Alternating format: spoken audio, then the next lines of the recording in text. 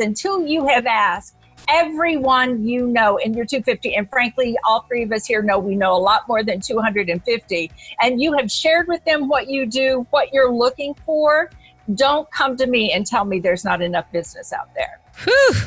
Mic drop.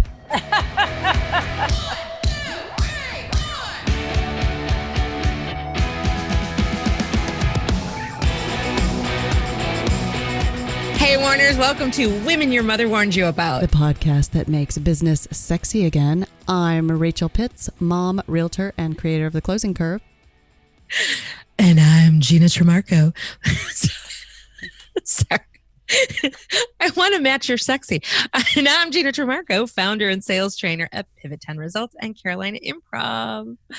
Hey, girl. You don't have to match my sexy. You just have to be your own version of sexy, which we actually talk about with Debbie on this podcast, that, you know, trying to be something that's not actually who you naturally are sometimes hinders you in your sales process. This is true. I did really love that she hit that one really out of the ballpark of being who you are. And I think we often forget that. We try to be what people want us to be. And honestly, that really puts you out of alignment because people can feel it. They don't know what it is, but it's something. Yeah, totally. They can't really put their finger on it. But I think it's too, you know, if you want to be something or somebody that you're just not, you know, I sometimes wish that I could be like, kind of mysterious, and you know, I'm so not mysterious. I'm like the least mysterious. And actually, I finally gave up on that when I read Sally Hogshead's book, Fascinate, where she talks about, you know, some things you just aren't, and I'm not mysterious at all. I'm a lot of things, but I'm not. Oh, you need to check out this app called Know Your Type. Know Your Type. Know Your Type. Yeah, it's an app. Actually, a Vistage guy told me to check that out. And it's kind of cumbersome to go through it, but it brings you through like knowing what your type is. And now he's going to analyze me in a couple weeks. So nice self-analysis. But knowing your personality. Hey, guess what?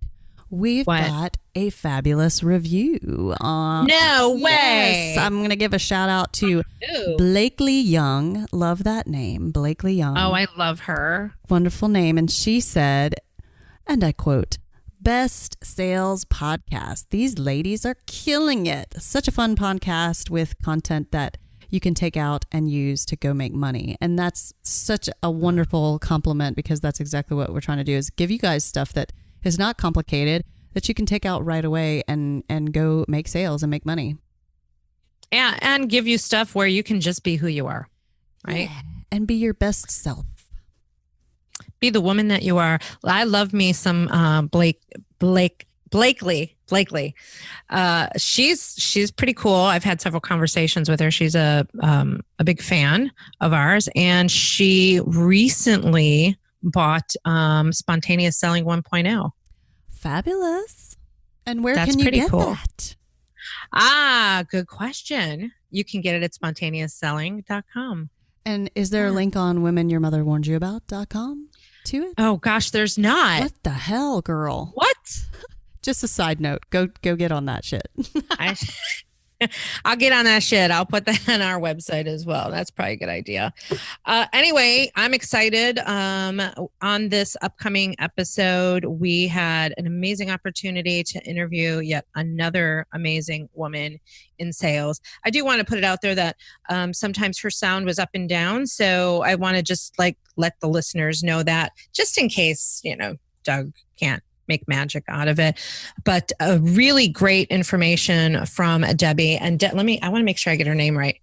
Mrazek. Debbie Mrazek, I got that right, is our guest today. She is a sales guru and author of 13 books about selling, including the best-selling, here's the name of the book, The Field Guide to Sales, the all-weather, all-terrain guide to selling. Love that. Debbie is also a seasoned C-suite executive, bringing over 30 years of problem solving, innovation, and leadership ability to her positions, largely in the technology industry.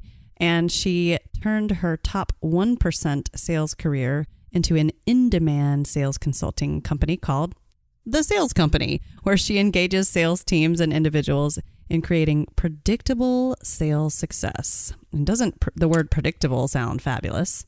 Oh my gosh, if we could predict the money we would make. Well, this interview with her was really, really cool. She was so generous because she gave us so many great little tips and a couple different exciting exercises that are pretty simple to do if you think about it, but maybe not so simple. So that got me excited with this episode. What got you most excited? I love the exercises, like you said, and I loved just the fact that she keeps it simple. Like a lot of our guests bring up the 2 C's, caring and communication. Yeah. And if you just make sure that you care about the success of your client, prospect, whatever, in what they need, and also communicate clearly throughout the entire process, I mean, you're set up for success. So simple, once again, but not easy to do.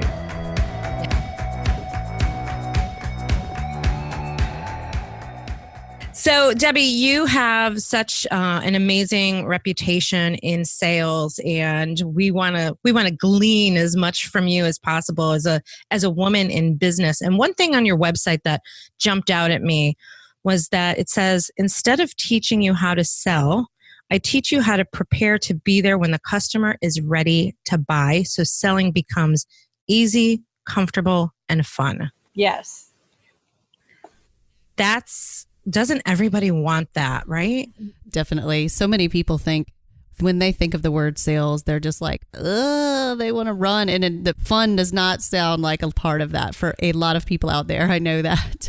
Exactly. Well, one of my things has always been that I don't believe that any 2 salespeople ever sell the same, just like there's no 2 buyers that buy the same. And so my thing is, in preparing people, it's like preparing Rachel for exactly what works for her and Gina for exactly what works for her. And I believe in preparing them, it's teaching them to have conversations. If people can get out of their head about it being selling and sales and think about having a conversation and preparing themselves as they would like they were going to have a visit with their girlfriend. You know, what would you talk about? How would that conversation go? So I tell people, think back to the day that you met your best friend.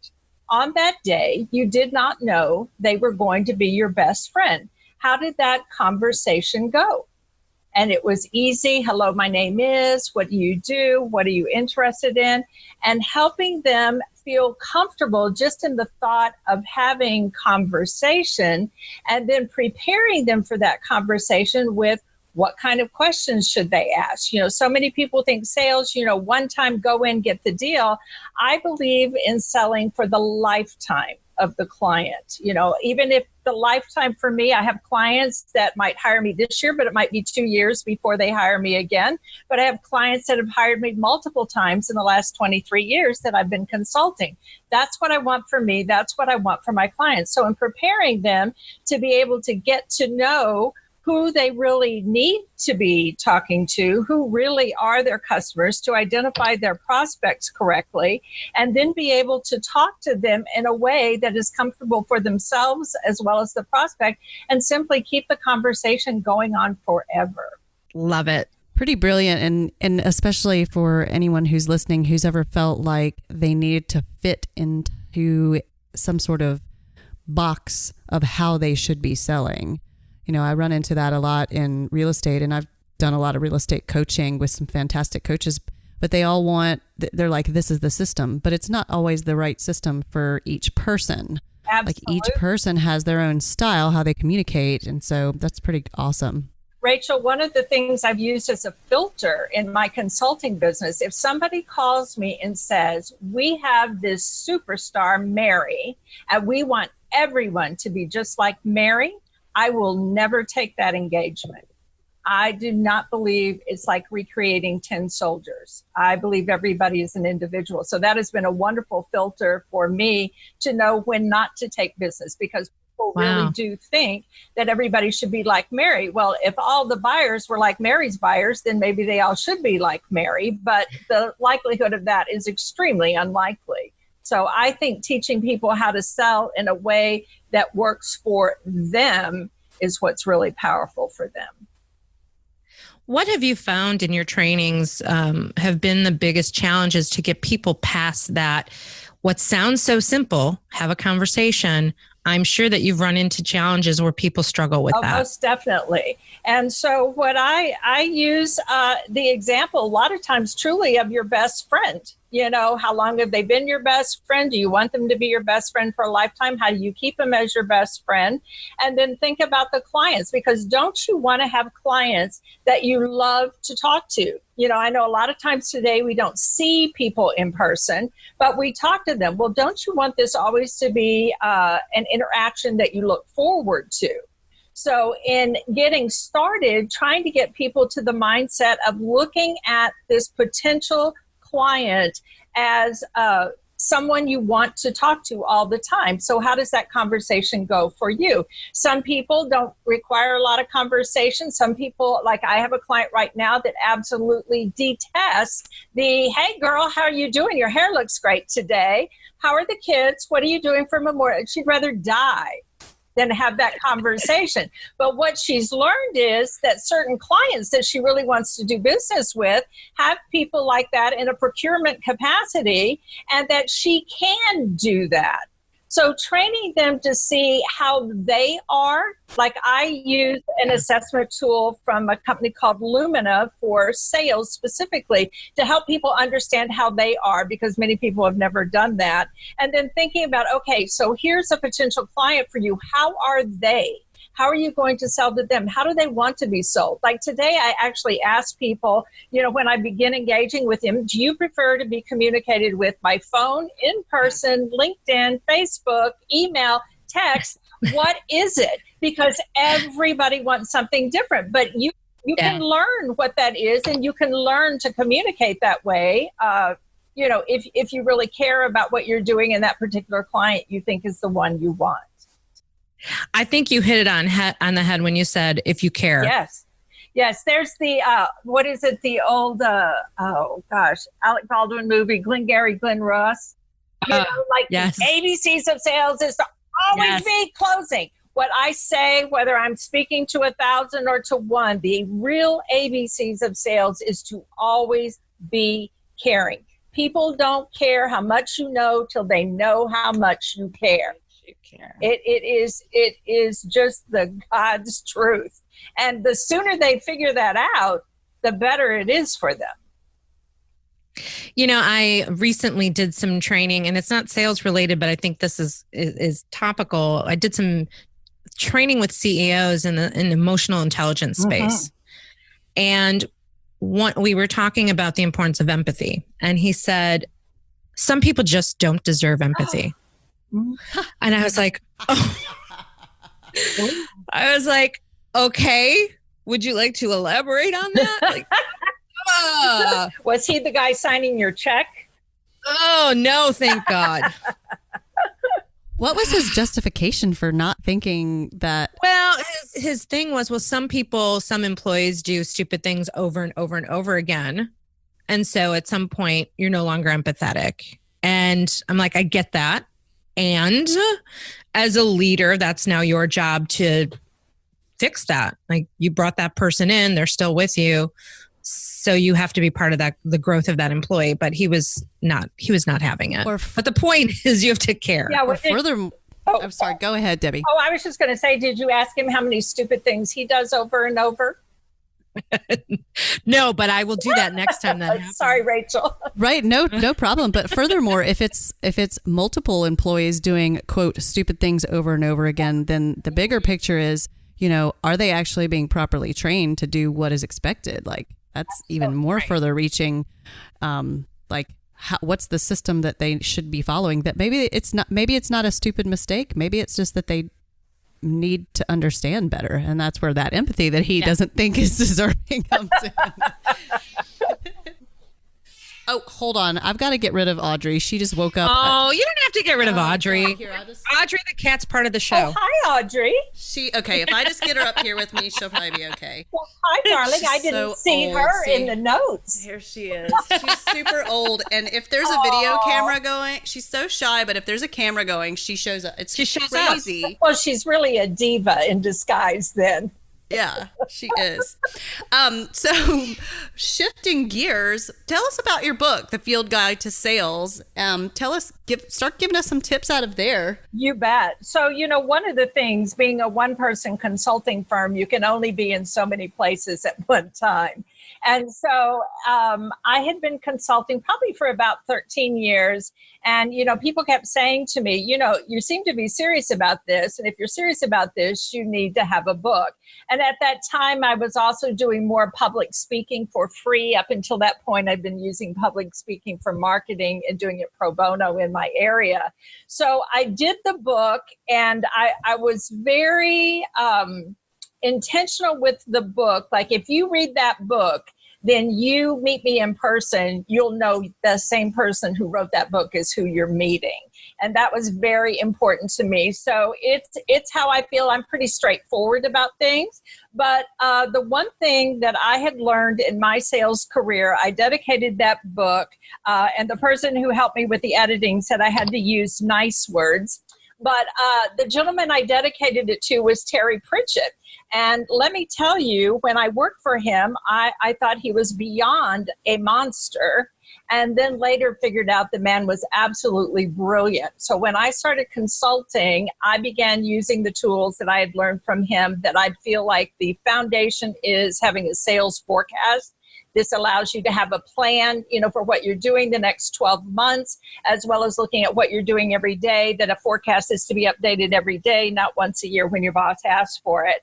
And so I use the book as very real world, and it's intended not to be read cover to cover, but, what are you working on today? What are you struggling with today? Open the index to that and just read that. So, like I have people call me and say, oh my gosh, Deb, you put the bookmark on page 67. What did you want me to read there? Well, I didn't put the bookmark on page 67, just put the bookmark in the book.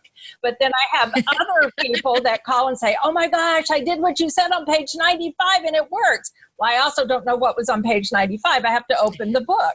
So I really wanted it to be salespeople oftentimes have limited attention spans like me. So if you can pick up the book, read a couple of pages, a few paragraphs that gives you a clue about what you're doing, some direction on how to do it, that was really what I wanted to do. What I never would have imagined is exactly what my friend who had wanted me to do this book since I began my consulting practice, is that the book would be sold on every continent in the world. And, it still sells today, that it is actually evergreen. So it has been an incredible marketing tool, and also a way, because I do really have a heart to serve. And, my consulting fees are not inexpensive. And so I really did hate it when somebody came to me and needed help with sales and could not afford to hire me. So I feel like, you can get a book for $20 and, at least maybe I can serve you in that way. So it's been an incredible tool. I can't wait to get it. I know. I'm like, we need a copy. Well, I know. I'm like, we'll send it to you. Oh, good. I'm not sharing with you, Rachel. I want my own. Absolutely. If it's a field guide, it should probably be with us at all times. So I probably do need my own copy. Well, and that's another thing about, having a great book designer, somebody that lays out your book brilliantly. The lady who did mine, I told her, I said, I wanted people to be able to write in the margins. So imagine that you used this book for your entire sales career, and you wrote yourself notes about this or that, did work, didn't work, whatever. And then it's sort of like at the end of your career, here's a journal of maybe what your journey has been in sales. That's awesome. Yeah, I like that foresight of looking back on your progress. That's awesome. I love it. Well, can't wait. I was going to say, and sometimes we forget what we've learned. We just need a reminder for ourselves. Exactly. If people want to find your book, what's the best way to do that? On my website, www.the-sales-company.com. Awesome. Good. And we'll put that in the show notes as well, so people can go find the book. And I know you have a couple different things that you cover in the book. And one thing that stuck out to me that I'd like some advice on.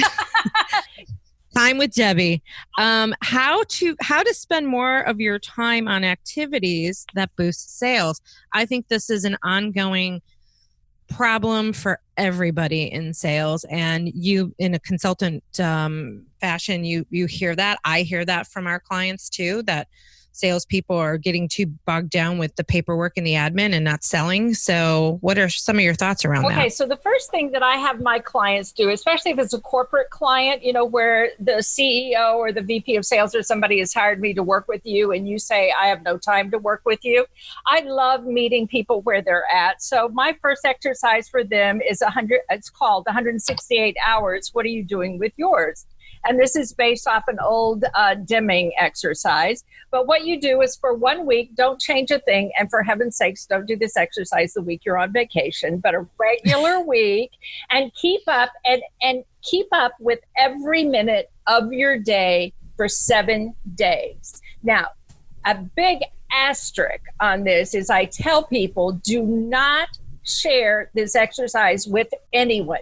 Your boss, your significant other, your best friend, your buddy, your pal, no one. Because what I want you to do in that 168-hour exercise is tell the truth and the whole truth.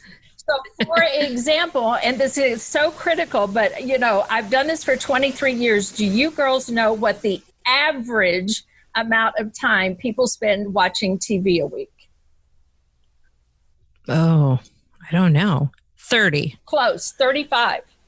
Oh, okay. Okay, so if you do this exercise and you come back and you've kept track of how much time you work, you do email, you have meetings, you sleep, you drive, play golf, watch TV, whatever it is, then I ask you then, do you not have an hour in your week somewhere that you can meet with me? I've never had any pushback after I've had somebody do this exercise. But the other thing that exercise does is the springboard for the conversation you just asked about, Gina, is people 9.5 times out of 10 have never really looked at what they're doing with their time. So what do they say? I'm busy, I'm busy, I'm busy. Well, they have no idea what they're busy doing. And I contend that if you do not know what you're doing, then there's no possible way that you can change your behavior. So if you look at your numbers and say, boy, howdy, it's the end of May, I'm not where I want to be, and you went back and looked at what you did with your time this week, and you were working on your accounting or paperwork or whatever during business hours versus getting on the phone, calling people, seeing people, asking for the order, then it should be no surprise to you that you're going to miss your number in May. So how do you recommend tracking that? Because I love tracking stuff, but I'm going to be totally honest. And I've started tracking stuff like, let's say, tracking how much water I drink and all this stuff.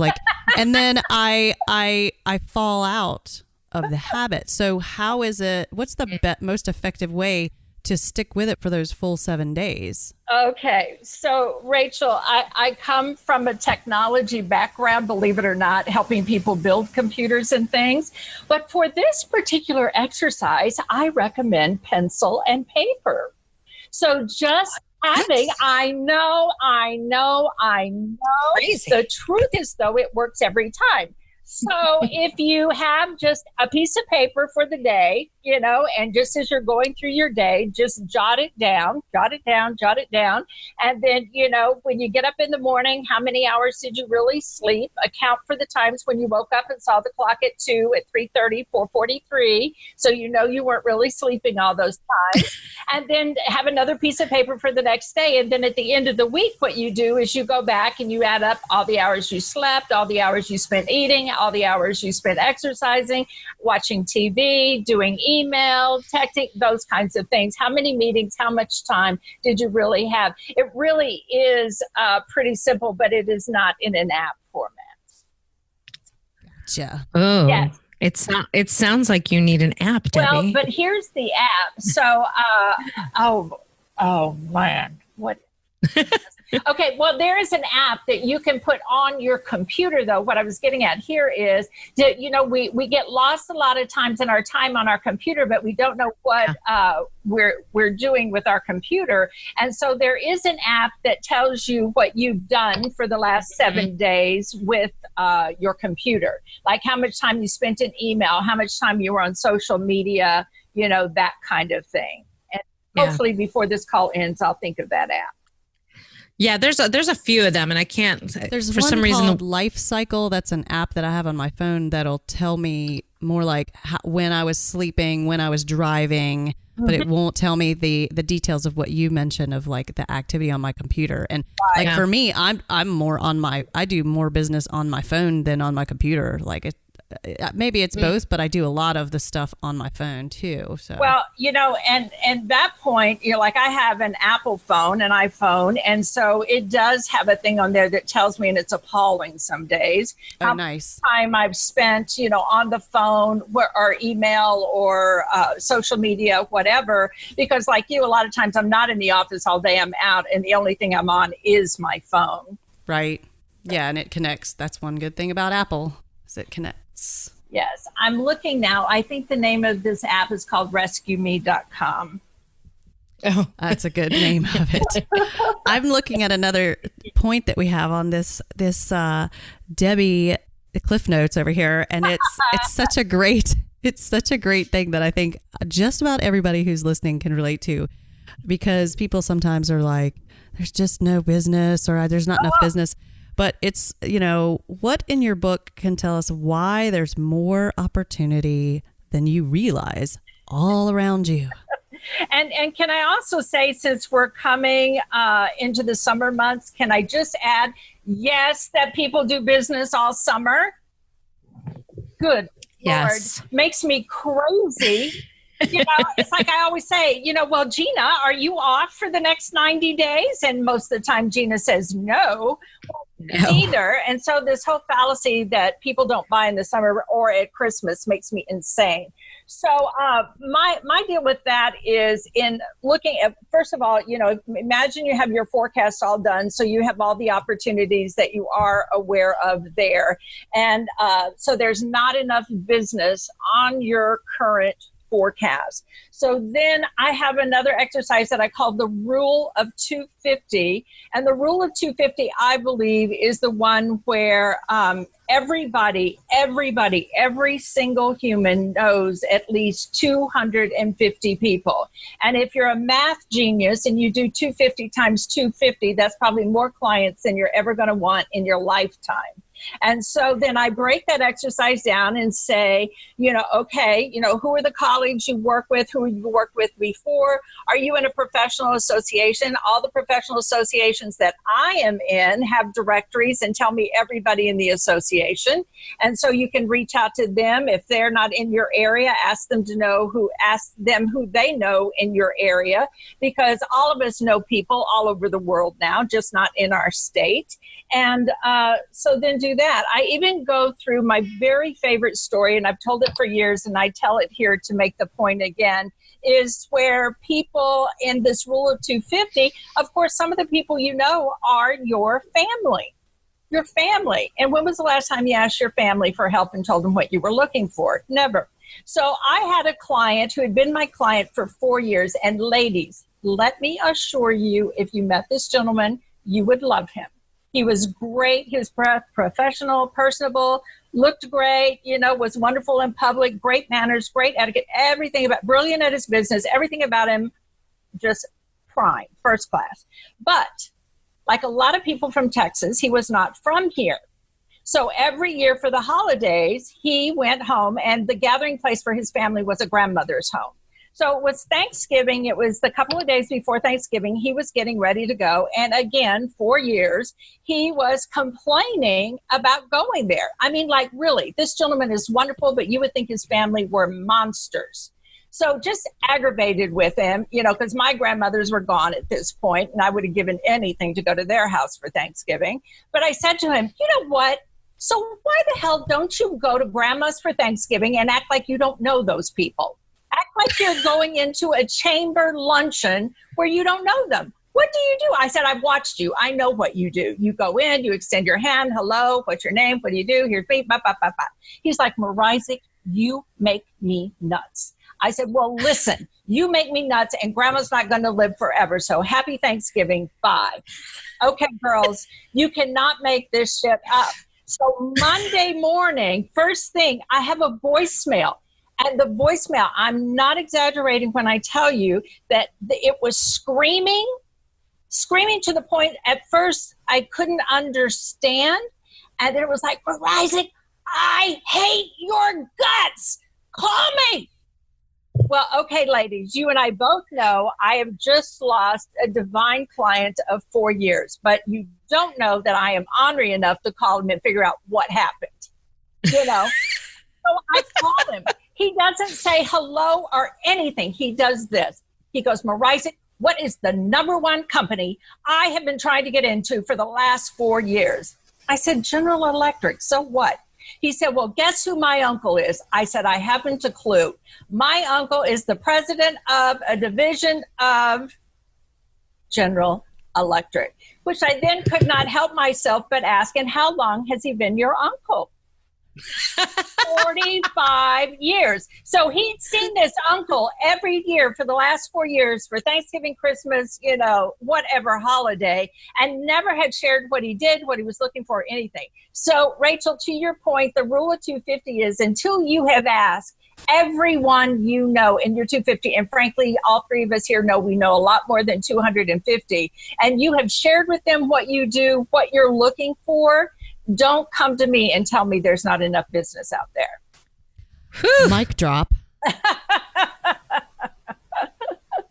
These have been like, she's giving so many amazing gems, and all this can be found in the book. Yes.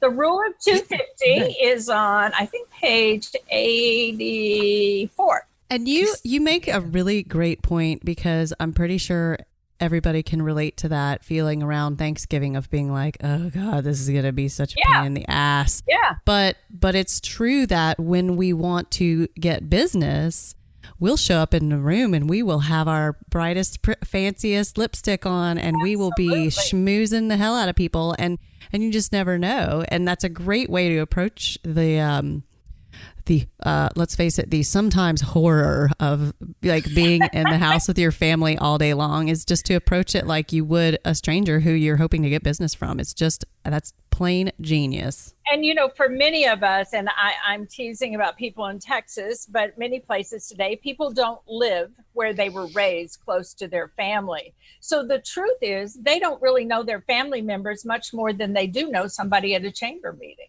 That's a really good point. Yeah. So to talk to them in that way, and what I believe always is other people appreciate when you talk that way too. You know, people that think they only can talk about the weather or sports or what's on the dinner table, you know, they're probably not real excited about those conversations either, and would love to talk about something more meaningful, because then it gives them an opportunity to share what they're doing and what they're passionate about away from grandma's house.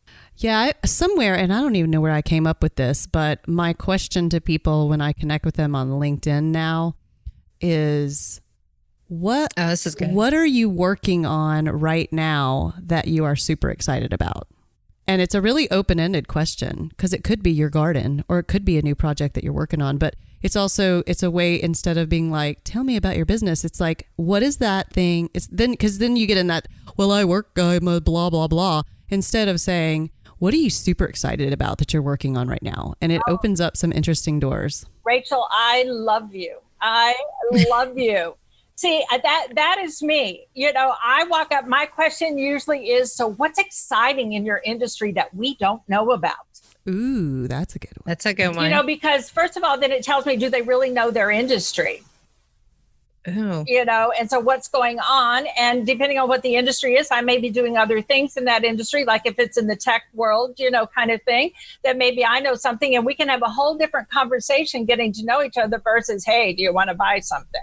You know, come to think of it, I actually took that kind of approach with a current client in the hotel space, and it was that kind of same approach of just wanting to have a conversation about what was going on in the industry. And that led to a conversation that led to request for proposal. Yes, exactly. And I would also share here that when I am at those luncheon, dinner kind of events, and they go around the table quickly, to introduce one another, instead of just saying, hi, I'm Debbie with the sales company, I posed the question of, if tonight were the Academy Awards in your industry, would you take home the gold statue for sales? And as you look around the table, you can pick them out instantly. If they're all blank, none of them are in sales, and all. There's 3 of them. They're looking at their, plate immediately. You can pick them out. And again, it gets back to that deal about then during the meal, having conversations that are more meaningful than talking about the weather. Or politics. Dun, dun, dun. How to break up families at Thanksgiving. Yeah. So tell us about the 2 flawed approaches that salespeople use, because I can completely relate to the second one, but I'm curious about your thoughts on the first one. So we've got scattershot lead chasing, and then to-do list process overload. This to-do list process overload, I think I live in all the time. So tell us about those, and how do we stop the madness? Well, the scattershot is generally, I find when people are desperate or they're new. They're just, they want to be able to go back to their boss and say, I talked to someone, I did something. So, if they are engaging in that, I try to bring them back to center, if you will, and go, okay, let's talk about what you really have and who is it best suited for. Not just somebody who could use it and deal with it, but who is it best suited for? Who would be most excited? So in that, just helping them realign their focus and really, when I talk about identify, I'm talking about identify specific companies, not just generically, okay, if it's a company that's, 5 million in revenue, no. I'm talking about name the company. It's XYZ, it's ABC, who is that? And then pick 10, because 10 is usually a doable number for most people that are in scattershot mode anyway. And then focus on those. Going back to your rule of 250, who already knows these 10? How can you get in more quickly? Using your LinkedIn, who's there, who would introduce you, that kind of thing. And then the to-do list process overload. Oh my Lord, this kind of gets back to what Gina was saying, where, you're doing all these other things, and all. And there's nothing wrong with having a to-do list, except many of the things on your to-do list need to be done by somebody else. And there's no excuse in this day and time not to have other people help you. There's all kinds of, whether it's Fiverr or Tenor or Angie's, whatever, what you may need done, maybe somebody to handle your dry cleaning, kind of thing. What is on your to-do list that you should not be doing? I'm sure you ladies remember the brilliant Stephen Covey. He was here in Dallas, downtown at the Fiancé Reunion Tower dinner, 2,000 people in the room. And Stephen Covey would not stay on the stage. He took his microphone and walked around the audience during his remarks. And one of the things that he was talking about is, what did you do today? Well, he was sort of standing behind me and my table, and I'm thinking, oh, I hope he doesn't pick people. Kind of thing, because what I had done today was not sales generating activities. And then later, you all know, of course, the wonderful Brian Tracy. And Brian Tracy talks about, what is an hour of your time worth? Like you're somebody, you're out there mowing your lawn. Now, if you love to mow your lawn, Brian tells you to keep doing that. But if you don't, what's an hour of your time worth? If it's $50, well, let me assure you, there's a kid down the block that'll do your yard for 20 because they got a date on Friday night. So, half those things on your to-do list, you should not be doing anyway. So if you really take a serious look at those, delegate those, pass them off to who should really be doing them, then how much time does that free up for you then to truly be doing prospecting and sales creating activities? And if you spend that, if you do that 168-hour activity exercise, you'll probably get really clear on what you should be giving out to someone else. And, the other thing, when I did the 168-hour exercise the first time, and realized that week I had spent 10 hours, girls, 10 frickin' hours doing admin stuff. let me assure you, I was making more than $35 an hour at that time. You know, I could pay somebody to do those 10 hours. And what could I do with 10 more hours of sales generating time? So it was one of those, again, you know, nobody can tell you what you're doing, but when you see it for yourself, it's like, oh my gosh, this has got to change. And so it's that. That's awesome. Before we get ready to wrap up, because we're almost at the end of the show, I wanted to pick your brain on what do you think is the future of sales? What does that look like, especially with younger salespeople in the arena and so much technology? Any advice or suggestions or insight that you can give on that? You bet. So the one thing that I believe about sales that'll be true today, 20 years from now, 50, whatever, no matter what the technology is that we have, is that people buy from people. Yes, it may be online, it may be on the phone instead of in person, but people are still buying from people. So to that end, what I think we're missing a lot now is many people are not good with their communication skills. And, you know, oftentimes people think I'm only referring to younger people with this, but I'm not. I'm referring to older people too, older people that have not kept up with their communication skills and know how to talk to younger people that haven't even begun to develop their communication skills to talk to older people. You never know how old your buyer is going to be. You just don't. And especially if you're on the phone or you're only communicating via, you know, computer, you know, email and stuff. So I think the thing for sales is we will see a lot more artificial intelligence. We will see a lot more computer aided things for us to do to have analytics and know more about data. But at the end of the day, when it actually comes to, you know, whether it's electronically signing or in person signing a deal, it's still a person that has to make that decision. So the one thing that I think all of us need to be better at is our communication skills across whatever, you know, Z's, millennials, you know, maybe whoever, everybody.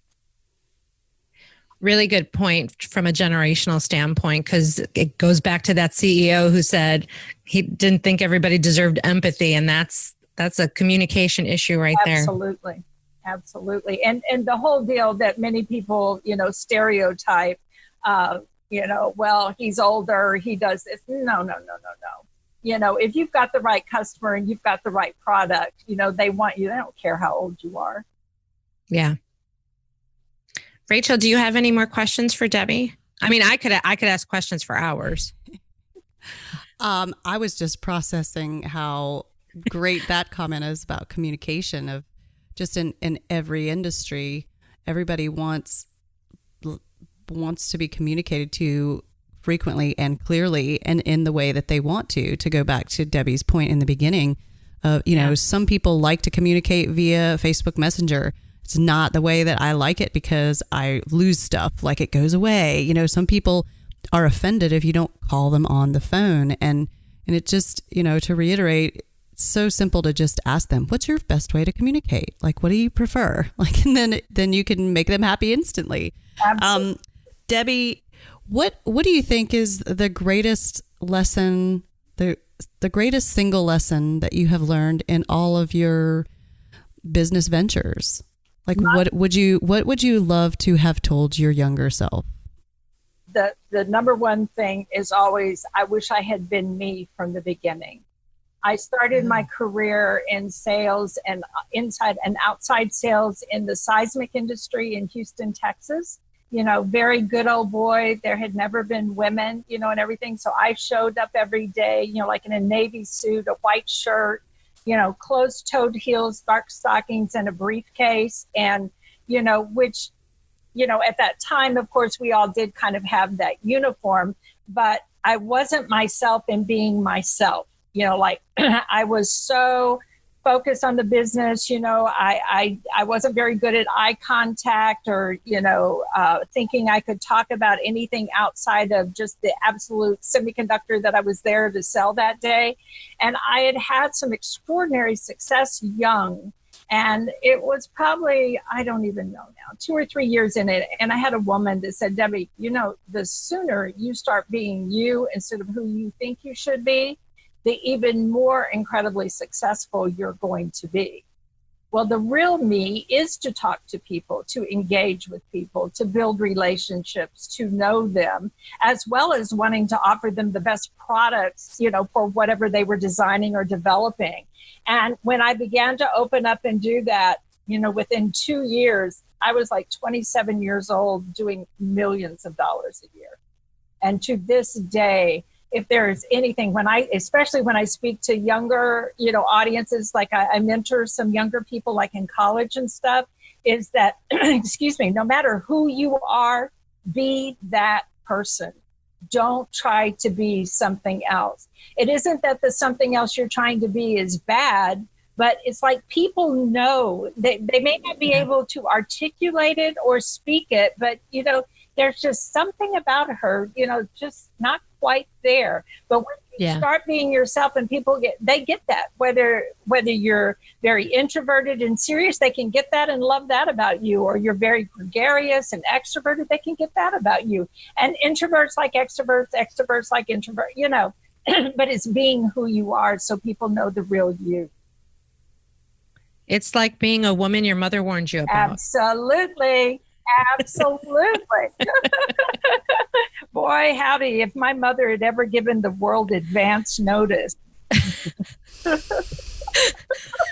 Yep, mine too. Yeah, exactly. Oh my gosh, that's so awesome. Debbie, you are full of so much great, amazing knowledge and advice. We really appreciate you. Thank you for the opportunity to speak with you and your audience today. I love it. Awesome. So if people want to reach out to you, what is the best way to connect with you? I'm going to guess your website. Yes, www.b-sales-company.com. Great. So Warners, go and check out that website. You can find her book there, and there's a lot of great information on her site. I spent quite some time on there just so we could prepare and ask some really cool questions today. Well, you did ask cool questions. I loved it. Some of my favorites. Oh, good. Perfect. Thank you to all of our Warners for listening today to this episode of Women Your Mother Warned You About. To connect with me, Gina Trimarco, directly, or learn more about Pivot 10 results and Carolina Improv, you can visit GinaTrimarco.com. And for Rachel, you can find me, Rachel Pitts, all over social media as Rachel on Real Estate, or you can visit theclosingcurve.com. Find all our social media links and some pretty cool free downloads on our website, womenyourmotherwarnsyouabout.com. And Keith Walters isn't with us today, but you can find him on our website as well. And don't forget to give us a rating and review on iTunes or wherever you get your podcasts. That really helps us. And for the best relationships, keep it real, raw, and relevant. And a little irreverence doesn't hurt either. Bye, Warners. Bye. This really will get serious soon. Yeah, it doesn't have to. I don't think anybody wants it to be serious. This has been a presentation of the Sell or Die Network. For more podcasts that you can take out into the street and turn into money, visit sellordienetwork.com.